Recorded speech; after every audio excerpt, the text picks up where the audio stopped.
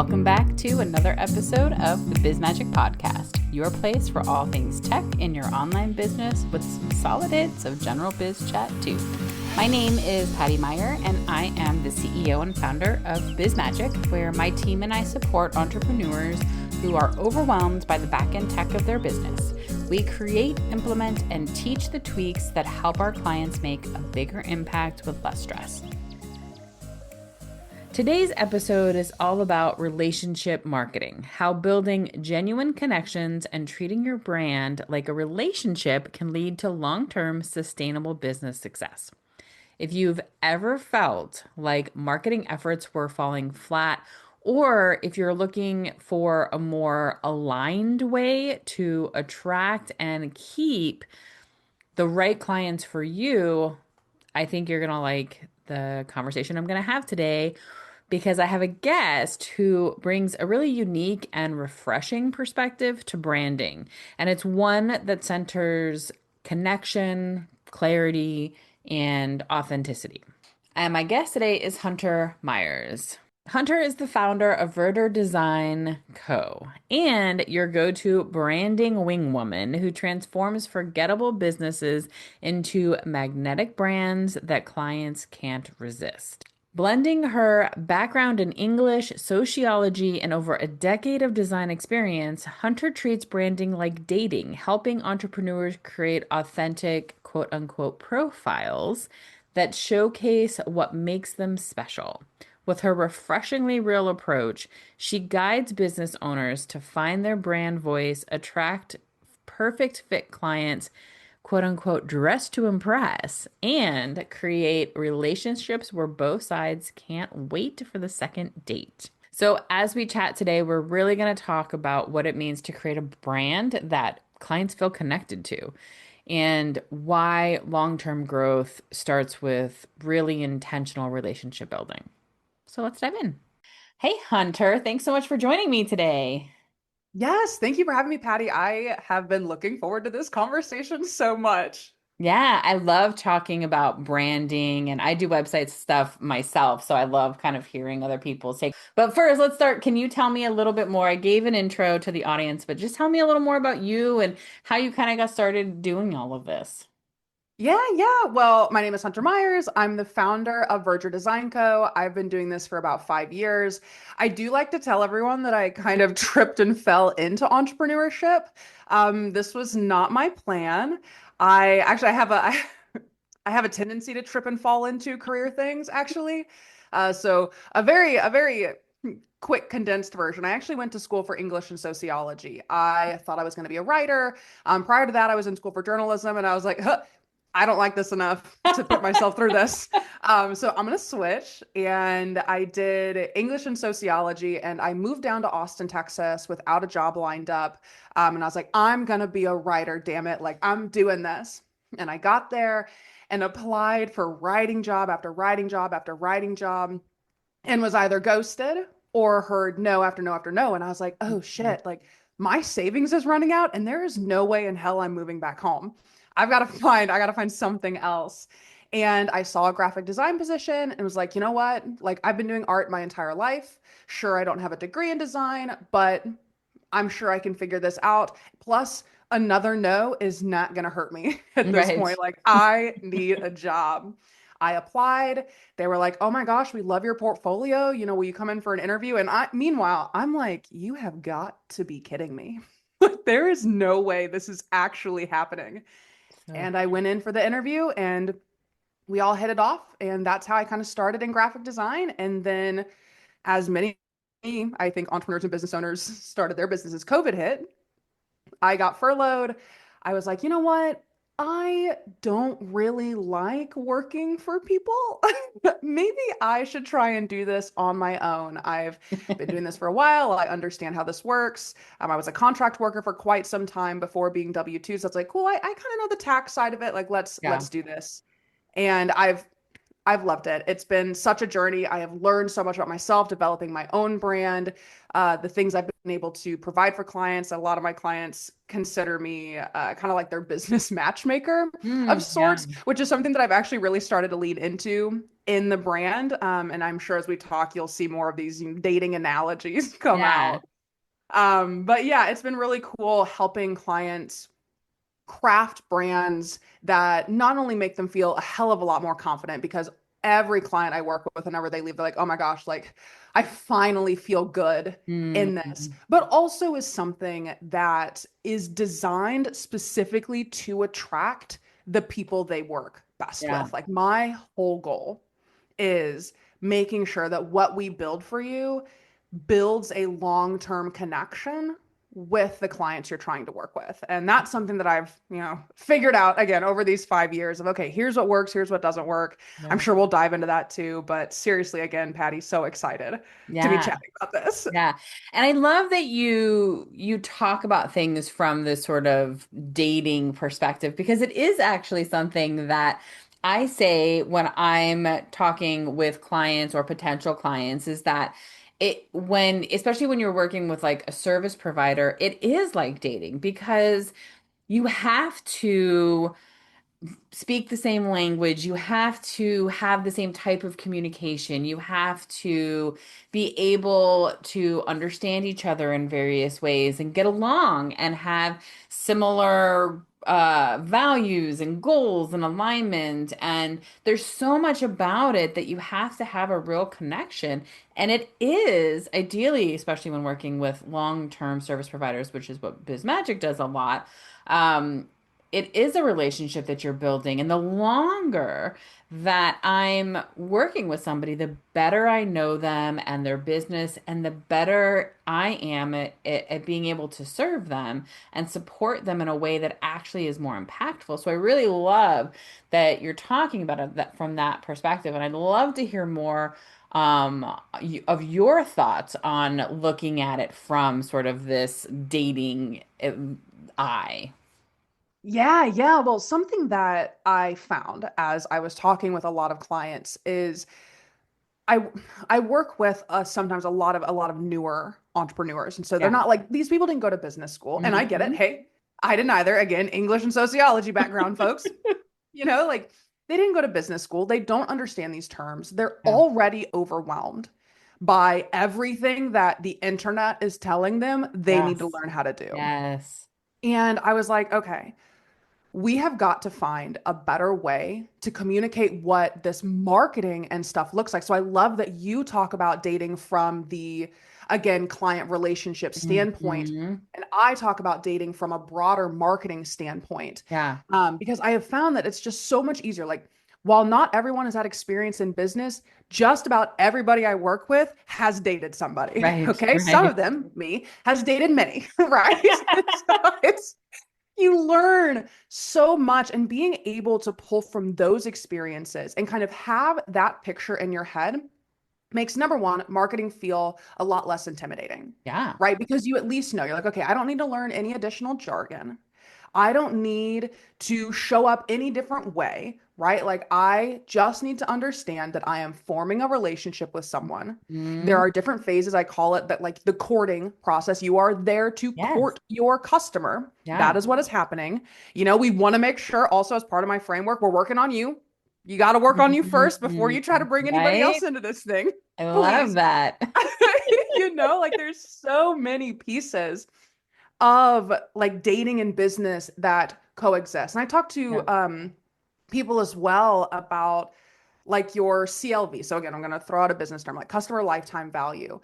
And when you view your marketing and the relationships with your customers more as a romantic relationship where you are courting them, where you are getting to know them better, where you are, I talk about, I'm actually writing a book. I talk about how the love languages can be applied to your marketing Mm. to make sure that you keep sparks alive with your customers. Like the whole goal is to increase that customer lifetime value. Now, if you don't know what that is, anybody listening, essentially, this is the amount of money that a customer is going to spend with you over the extent of time, like the length of time that they interact with your brand. Right. Now, the goal is to increase that number. You want to increase the longevity. And again, if we think to the dating analogies, like the goal of dating someone, at least in, if we think like Western culture, right, is to Right. get married and Right. have your quote happily ever after. Right. Right. Like that's the goal. That's what we're all fed in our Disney movies. I know. And it's super realistic. Right, right. But the ultimate goal Yeah. is to form this partnership and be together for a long period of time. Yeah. And so that is the same goal in business. Yeah. And you'll see parallels in the kind of that courting process, right? Like you've got your first date moments, you've got your kind of honeymoon phase, you've got the marriage. And a lot of people think that the marriage between you and a customer, your brand and a customer, is that first purchase, but that's not actually the case. It is when that customer is committed enough to your brand that they're not going anywhere, right? Like they're Mhm. telling people about your Mhm. brand, they're bringing you additional customers. And all of these elements Mm. tie together to create a brand ecosystem, which is what I help my clients do, that works for you, but also your customers. Because something that I find a lot, and no shame to anyone who does this, but we look at customers kind of as paychecks, Yeah. right? Right.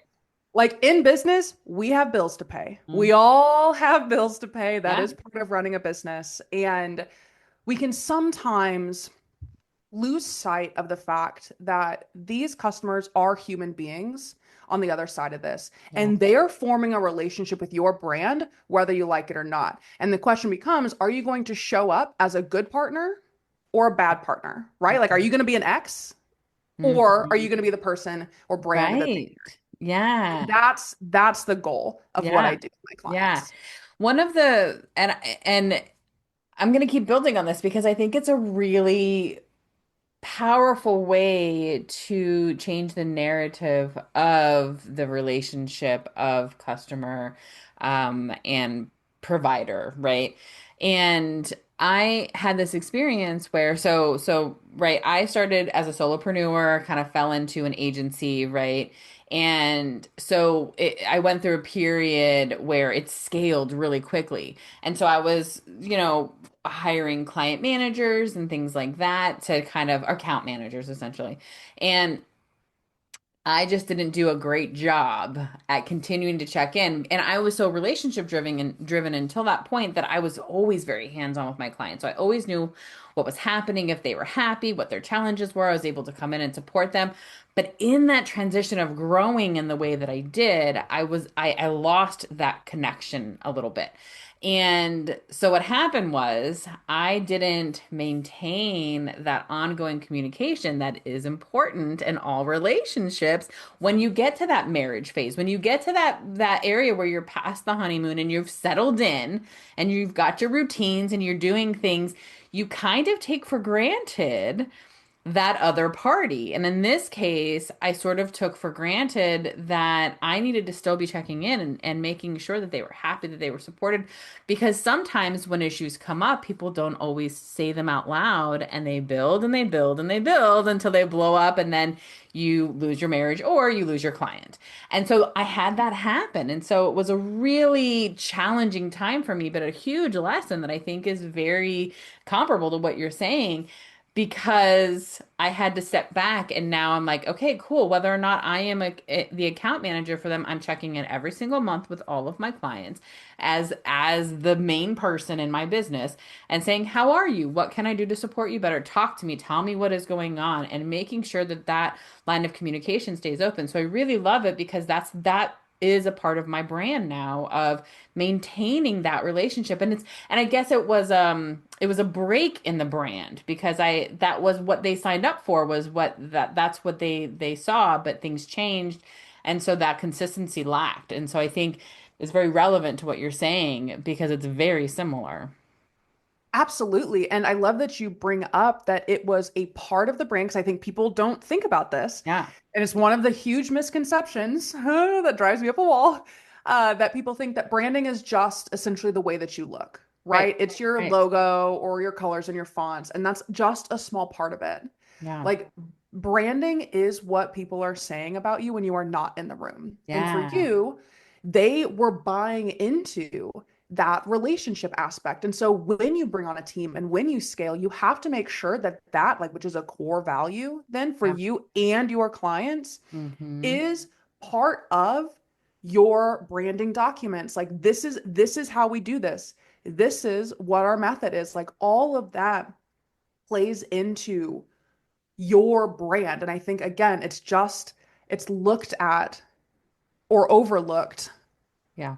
too often and is one of the like key factors that keep people there, your customer experience. Yeah. Like that is part of your brand. That is what people remember you. And I tell people all the time, like, guys, you've got more competitors for your customers than you do for a romantic partner. Everyone's sitting here freaking out that the romantic partner is going to Mm-hmm. get stolen by somebody else. And I'm like, your customers are Yeah. ready to jump ship at any moment if you are not providing for them the way that they expect to be provided for. Yeah. And it's huge. Yeah. It's huge. So if you are working with a client or somebody who's never thought about brand outside of my colors, my font, and my logo, right? Which is the kind of base level that people think about when they think about their brand, right? Where do you start in that sort of educating them on, okay, this is what your brand is as a whole, and this is how we get started in building this brand that you don't have identified yet necessarily. Yeah, so the first part of really any conversation that I have with a client, whether they understand that branding is so much more than just the visuals or not, Yeah. is hey, who are your people? What's your type? Right? Like, who are we trying to attract? Who do you like working with? And trying to get them to shift their focus onto the other person, right? Mm. Like for a relationship to be successful, yes, you need to have your boundaries and everything. We could talk about that all day long, but you also have to make sure that the other person that you are in this relationship with is at the forefront of your thoughts and decisions. Like this is a partnership that you are going to be forming. We need to start shifting the mindset to, okay, who are these people? And so I spend a ton of time with clients figuring out, okay, who are your ideal buyers? We create, so people call them like their avatars. I'm like, no, we are making buyer dating profiles. We're not messing around here. I want your Match.com level profile of who we are trying to attract. If you don't know, like, I need you to hop on calls with people. We're Yeah. going to sit down. We're going to look at your past customers and clients. Who did you like working with? Who did you not like working with? Okay, let's work out those personality traits, Hmm. right? Like we are going to fine tune this as clearly as we can. And sometimes I get some pushback. I get some clients who are scared because they're like, well, it sounds like we're niching down and I serve everybody. And Mm. I'm like, let's pause for a moment. Yeah. You would not walk into a bar and say, I will go home with anybody here tonight. Okay? Yeah. You would not do that. You Yeah. wouldn't. And as much as we want to think that our service is for everybody or our product is for everybody, there truly are certain people that will benefit best from the product and certain people who are not going to be a headache for you. Right. Because we want to make sure that you like your business as well. And if you are serving everybody, just like if you're going home with anybody in that bar, I promise you, at least one of those experiences is not going to be a pleasant one. Okay. So, Right. Yeah. right. And so really, really shifting the focus, getting them to start thinking about the person on the other side of this transaction and this relationship. And that starts to open doors of, okay, wait a second, because we don't touch, like I don't touch visuals with my clients until well into the process. Mhm. Like the whole first part is this client experience. We do some competitor analysis as well. Like who are we up against? You know, Yeah. who else is out here looking for dates too, okay? Like how Right. are we Yeah. going to do this? Um we talk about values as well, like just really anything that's not visual. And eventually I'm Right. like, don't worry, guys, visual part will Yeah. I promise. I know that's it's the fun part for me. It's the fun part for most of my clients. Like, don't worry. But we've got to nail this stuff down first because all the visuals, and this is another mistake that winds up happening, the visuals need to be based on not just your likes. I want you comfortable in your business as well, but what is going to attract these people that we just talked about. Right. Right. Like that is so important. And where I see a lot of newer businesses mess up is they'll pick colors or fonts or things based on what they like. Right. And I'm like, if you are making products, let's say that appeal primarily to, I'm going to say hyper masculine, grungy dudes, right? Like if that's your product and you are slapping a pink logo on what you're Right. doing, I'm like, we need to sit down and make sure that that is really what you want to do. Right. That You these know? hyper masculine grungy men are like pink. Yes. Right. You know, like Yeah. there is a disconnect that Right. happens. Yeah. And again, I want you to like what we make. That is my top priority is that you like what we make. Yes. Second Yes. Yes. priority is, and I mean like it is like right below that top priority, is that your customers also like what you make. Right. So again, there's a lot of stuff, but the main focus really is let's get you in the shoes of your customer. Let's Yeah. get your type nailed down so we can do the rest from Yeah. there. And typically that will kind of kick them out of the, well, it's just a logo, right? Mhm. And sometimes not. We got to do a little more work, but Right. Right. for the Yeah. most part, that'll Yeah. do it.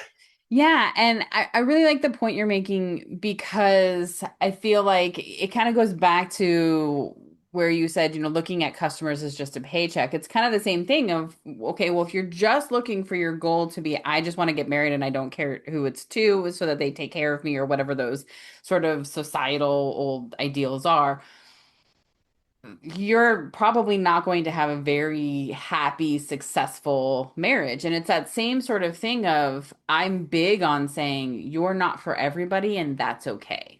Because I don't want to be for everybody. I am not palatable, right? So as we started before we hit record, you're like, hey, I swear, is that cool? And I'm like, my people come to me because that doesn't bother them, because that's not something that I hide. And so therefore, I'm not attracting people who are going to be like, "Oh my," and clutching their pearls because I said fuck, right? Like, and that's good because I don't want those people, not that they're not welcome, but that we just won't be as much of a fit, right? And that's okay. It's okay for us to attract people who are drawn to us because it is going to be better all around, and you are going to be more successful in the work that you do when you have people who are your people. And that's Exactly. the other part of it is you can have somebody who's not the right fit for you. And guess what? They're going to nitpick the stuff. They're not going to like the work that you're turning out or the end result because you're not the right fit. And so let them, if you want to be here to serve people or to provide them with a service or a product, then set them free to find the service and product that is going to make them happy. And then give you the space to find the same, right?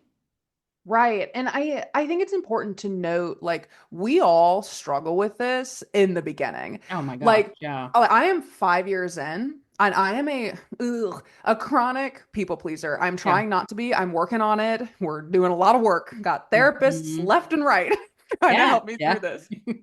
And it bleeds into business. And I think women especially can fall into this trap of, well, no, like I need to be liked. I need to not upset somebody. I need to not offend somebody. And I think as you get more comfortable in what you're doing, as you get more confident in business, because right, like being able to repel people requires confidence Right, and a security in right. yourself. And I'll tell you, like in the months that I am making well above my revenue goals, it is far easier to be like, Mhm. you know what, this is actually not a good client fit. I need to move Mhm. on, right? Like you're gonna have moments like that, and Yeah, that's okay, yeah. but ultimately in your messaging and in your branding, the marketing parts of it. So, not just your sales conversations, but what you're putting online, where you're showing up. It is okay for some people to not be into it. Just know, again, those are not your people. Yeah. They're not your people. Your people will come. You Hmm. just got to figure out where they're at and start speaking to them. But yeah, again, 5 years in, I still sometimes struggle with this. So, and this is my job, folks. Right. Okay. Like my job is to help people repel certain people. And I'm over here like, but can I? Yeah. Uh, Yeah. and it's okay. And it's harder when you're trying to make money because, right, and that's where it can get definitely cloudier and muddier because we are here to, especially if we're working for ourselves and we're relying on this full time. It's hard to turn away people when you're like, yeah, but I kind of need the money, man, and so hey, it's okay too every once in a while to let somebody in and do what you need to do, and that's okay as well. But what we're talking about is building the brand that's going to attract a certain type of people, a person who lights you up, who allows you to love what you do. Like you went into business to do something you love, like you want to keep loving it, and so making sure you're working with the right people is a part of that, and loving your brand. And I mean, when I work with clients who have a website that I do a lot of refreshes and rebuilds, and they come to me and they can't, their website is stale or doesn't take clients and convert and all of that, and they walk away and they're like, oh my God, it feels so much like me. It allows you to show up in a whole new way because you're like when you have a brand that embraces you, it gives you more confidence. Because I think what's cool about when you go deeper into these processes is you get to actually learn more about yourself, right? Which is kind Yes. of what you're saying too, of like you got to get yourself in line. But I think going through these processes of not just picking colors that are like, I guess I like that color, but like really thinking about who you want to serve, why you want to serve them, and what kind of values you're looking for, and all of that. It allows you to get to know yourself better, and it forces you to get to know your business better or develop more about your business that maybe you didn't think of, because sometimes when we fall into business we don't think about those things because we're like, I'm just going to do this thing. But there's a point at which it's important to kind of stop and be intentional with where your business is going and what you want it to look like. And therefore, your marketing to be intentional with that and how you're attracting. Yes, and I'm so glad that you bring this point up and this is the direction that the conversation is headed because I think it's also important and this is something that I wish was talked about more in the branding space as brand designers. Like I think we have a responsibility here. When you are first starting out, I almost always recommend that you not hire a designer because you don't know Mm-hmm. what is going to happen in your business. And to do these deeper dives, to get this professional help and for it to be done well, it is going to cost you Yeah. money. Yeah. And please, like, spend time experimenting. I have seen the number of successful businesses that I have seen who don't have great branding is high. Yeah. It's high, which means you can do it. Okay? Like you can DIY it for some time until you fully understand and you've got the experience under your belt of, you know what, this offer sticks, this offer works, people want this, and these are the kind of people that I do and don't want to work with. And now I've got some capital because that's the other thing. Like, please, anybody listening, like, don't put yourself into a ton of debt at the start of your business Yeah. on branding. Like, if Yeah. you're going to go into debt for something, learn sales. Okay. Mm, That yeah. is what you need first and foremost when you start a business because most of us starting businesses are not salespeople. Right. Like, that was not what we got into business for. Right. Then, once you have experimented and practiced and know who you're targeting or have a general idea, Yeah. it doesn't have to be perfect. That's what hiring someone, the forest through the Yes. trees, they're going to help you Hmm. see some of that. That's the time to invest. Which is why I oftentimes don't work with people who have only been in business for a year because I'm like, I learn from the mistakes of many Okay, including myself. Like I am a brand designer. I changed my brand multiple times in the first couple of years Yeah. until I landed where it felt right because I was learning about my audience. Mhm. Now, of course, there are exceptions. Like if you're going to open up a brick and mortar, if you're like patenting a product or something like that, it's a little bit different. But most businesses can operate just fine DIYing in their first year until they get that experience under their belt. Because Yeah. again, you I would bet money on the fact that you are going to change in that first 1 to 2 years. Yeah, yeah. And even more than that, and here's the piece of it that can feel uncomfortable is that you will likely change again and again and again. And so to have the comfort and the understanding that doing a good branding session is going to last you a bit, but there's going to probably be a point where some of that stuff's going to change again because just as again equating it to sort of that relationship piece, just as two people grow and grow apart or grow together, you're going to grow as a person. Technology is going to grow. Your industry is going to grow and change. So much is going to continue to change that the nature or look, the economy is gonna, the world is going to change. And you might have to pivot and change based on that. And your people then might change your audience. And so I think understanding that, and that's not to say don't put the money into it, but understand that it's not necessarily going to be a one and done forever thing, especially if you're going to stay in business for a long time, is you're going to probably have rebrands. You're going to do this. I mean, we see big companies do this all the time. And we as consumers sometimes get uncomfortable with it because like, oh, I don't know what are you doing? ConvertKit just did this, right? They changed from ConvertKit to Kit and everyone's like, I don't know, like, but we'll get used to it and we'll get over it. And there's a reason that they did it and that they were changing the direction of where they're going. And so it's that same thing. So be comfortable with the fact that it's going to change again in the future, but it's worth it because of everything that it brings you. Absolutely. I mean, your business and your brand is essentially a living entity. Yeah. It is constantly going to grow and shift, which is why, like, if you're going to get into entrepreneurship, you've got to be comfortable with pivot. Yeah. Like, Yeah. pivot is a big part of running a business, it's a big part of developing a brand. And again, be okay with experimentation. Yeah. Like, some things just aren't going to work, and that's going to be okay because you're going to find in the things that don't work the few things that do. Mm. So really leaning into those, being brave. Like you were brave enough to start a business. If you were brave enough to start a business, which you are absolutely brave enough to try a new marketing tactic Yeah. or test out a new platform or consider launching a new offer. Like Mm. you're going to grow. Just like you said, like in a relationship, you and your customers even may grow apart, may grow together. You and the business may grow apart, may grow together. Like there are so many Yeah. interlocking pieces to this puzzle.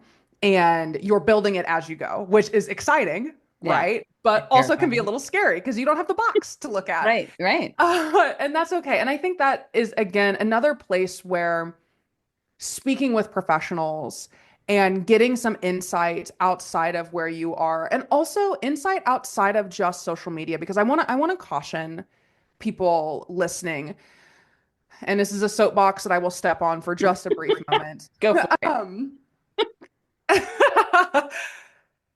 there are a lot of self-proclaimed experts online, and they're going to tell you what they need to tell you to get you to buy something.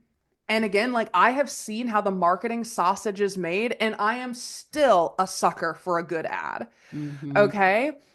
You have to find the people that resonate with you, find the people that they have worked with, and make sure that they're legit.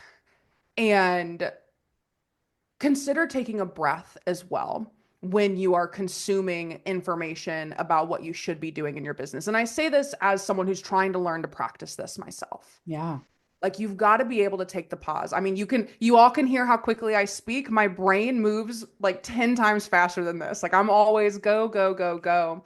And I'm having to learn, especially in, this kind of mid phase of business, the ability to pause and realize, okay, what actually works for me? Who do I need to speak to, who I can trust, who's going to help me see the blind spots that I am having right Yeah. now, and who can do that in a way that feels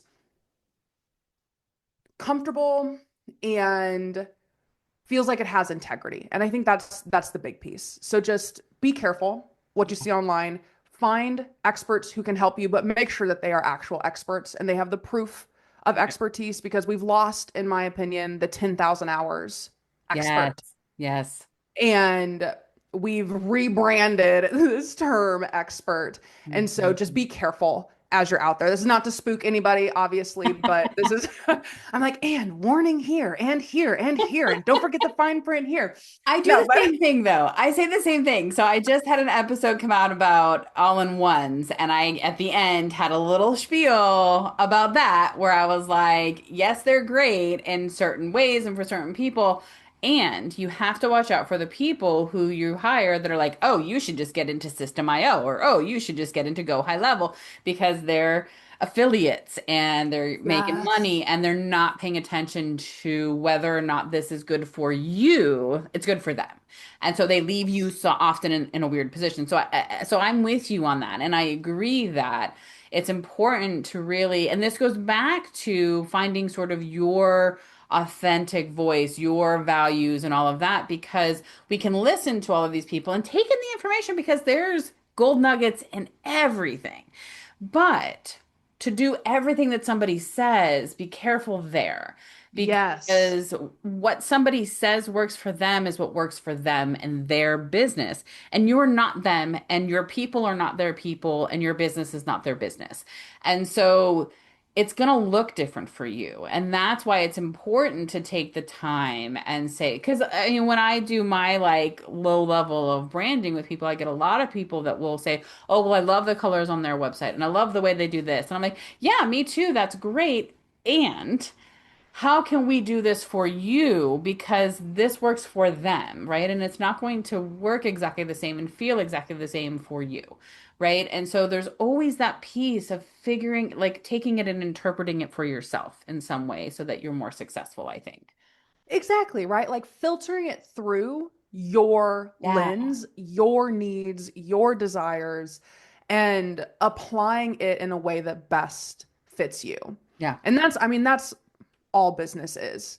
It Yeah. really is. It's again, testing, learning, seeing what works for you, pulling in that client and customer, building that relationship, Yeah. and then moving forward from there and Yeah. refining, Yeah. right? Like we're constantly polishing. This is Yeah. what we do. Yeah, yeah. So kind of speaking to that, and we've talked a little bit about, right, sort of that, like I used my example of the long-term relationship and all of that. Like, so how then in the capacity of branding and marketing do you advise people to help keep the spark alive for long-term relationships with these clients, right? Because you've talked about that. So how do you do that? So you've got the brand, you've got the initial thing. So now how do you, from that perspective, keep it going? Yeah, yeah. So earlier I mentioned a little bit about the love languages and how those can be incorporated into business. Because again, your customer is another human being. Humans want to feel special. We do not want to feel like a number, a cog in a machine, your paycheck. Like we want to feel special. We want to feel taken care of. And just like, and the love language theories have been debunked in some ways, but I think that they are still very applicable here in the marketing space because you've got like your words of affirmation, your quality time, gifts, acts of service, and physical touch. And all of those can be brought into your client communication process Yeah, to add special little nuggets to that experience for the client that makes them feel like more than just a number to you. yeah, For example, so I've got a client right now, he's writing a book and I'm his graphic designer. I'm not his book editor. I'm not anything like that, right? Like I do graphic design for his business. I operate his brand. That's what we do. yeah, But he was writing this book and I was like, I'm going to review this. let me just read through it. I need to read through it anyways to know if the graphics he wants to create are gonna, align with what we're doing. And in doing so, I was like, hey, like I think there are some ways that we can improve these pieces here to make this even stronger. I Mhm. was not being paid for that. Right, right, I wasn't being paid for that. I wasn't being asked to do that, but it was a space that I thought, hey, you know what? This can make this stronger and more successful for this client. Let's have a conversation about it. right. It could be, let's say you've got a product-based business. One of my favorites is oh my gosh, what is the name of it? I think it's Overnight Oats. They do a really good job on social media. And one of the things that they do, which creates, I think, so much hype for their customers and following, is they do their like their packaging videos and they show that they're putting Mm-hmm. everything together for this client, and then they'll throw in like an extra thing or two for them to try.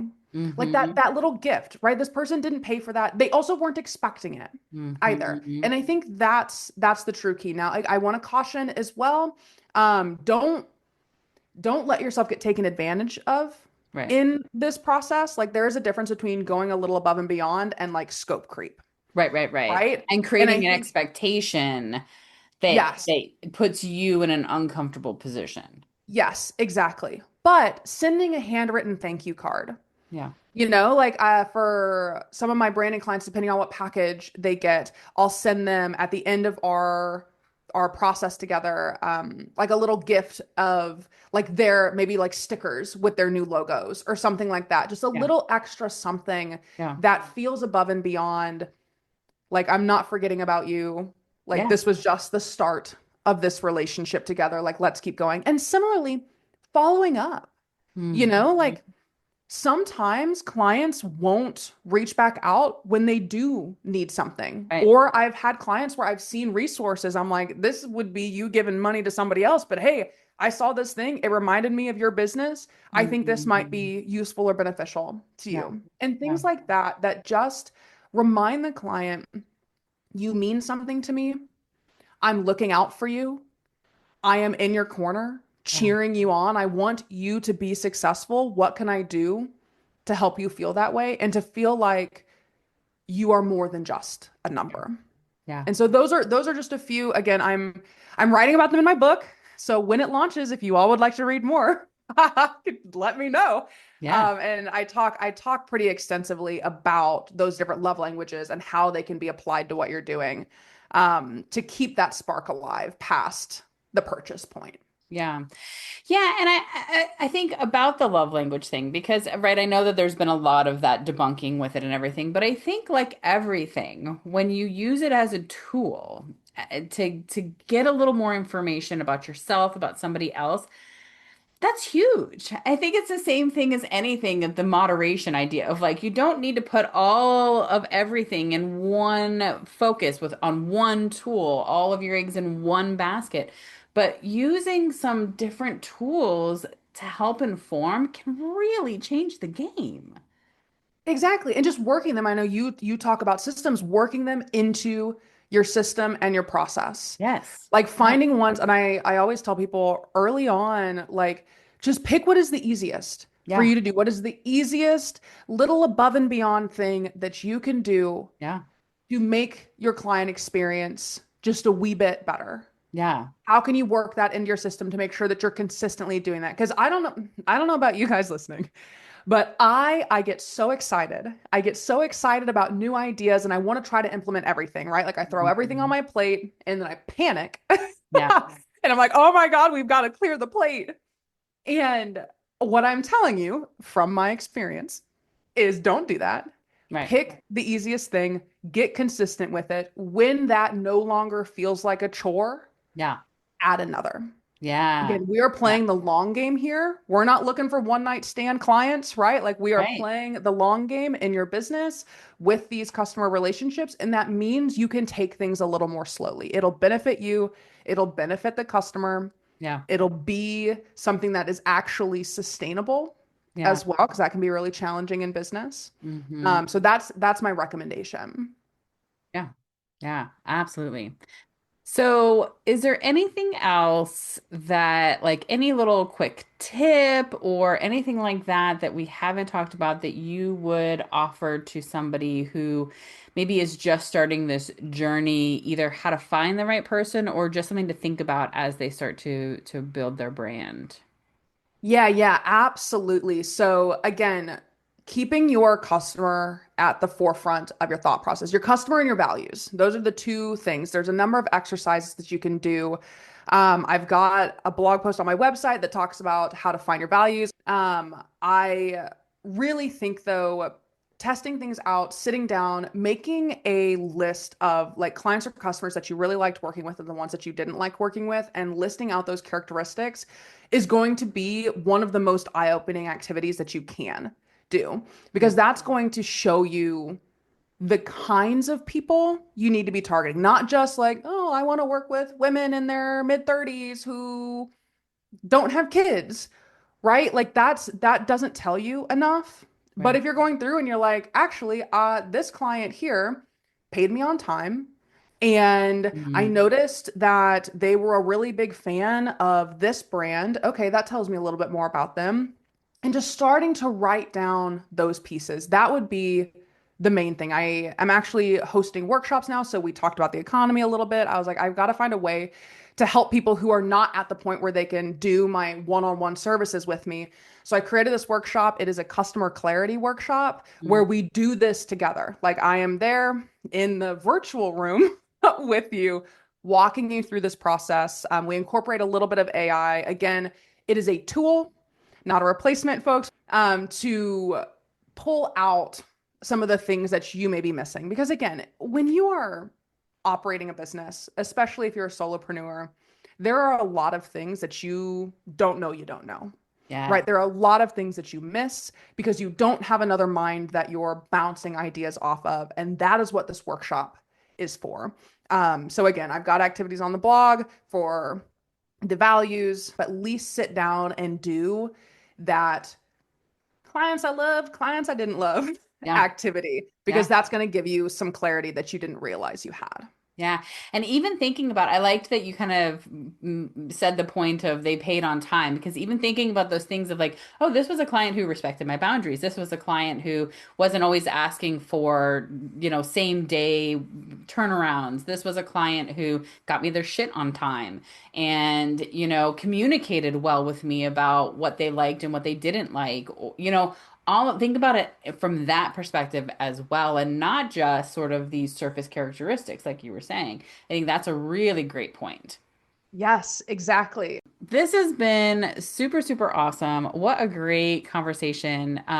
If people want to see the workshop or just find you, work with you, learn more about you, how can they find you online?